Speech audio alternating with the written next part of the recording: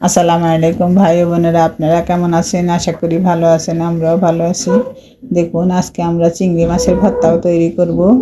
ছোট চিংড়ি মাছ নিয়েছি 200 গ্রামের মতো, আর পেঁয়াজ কাঁচামরিচ নিয়েছি, এই যে দেখুন, আর রসুন কুচি নিয়েছি, রসুন কুচি আর ধনেপাতা।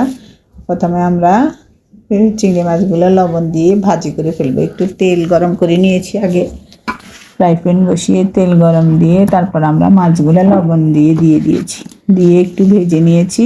তারপর আমরা পেঁয়াজ, রসুন কুচি আর কাঁচামরিচ একসাথে একটু ভাজবো, ভেজে তারপর ধনেপাতা দিয়ে ধনেপাতা সহ আর একটু ভেজে নেব।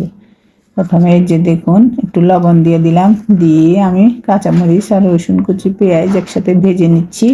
আর মাছগুলো এক সাইডে রেখে হালকা হালকা কতক্ষণ ভাবে নেড়ে দিচ্ছি। এই যে দেখুন, আর ধনেপাতা এইভাবে দিয়ে ধনেপাতার পানিগুলো শুকিয়ে নিয়েছি। এবারে আমরা বাটবো। দেখুন, আমরা একসাথে সব কিছু ঢেলে নিয়েছি, এবারে আমরা বেটে নিচ্ছি।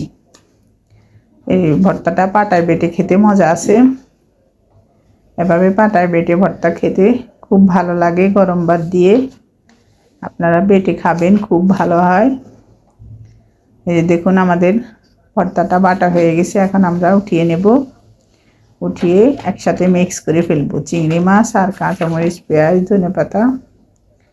এখন আমরা খেতে বসেছি। দেখুন, এখন তাহিয়া খাবে। দেখুন, আমি এখন খাবো, মেখে নিচ্ছি। বিসমিল্লাহির রহমানির রহিম। খুবই মজাদার, দারুণ খেতে হয়েছে।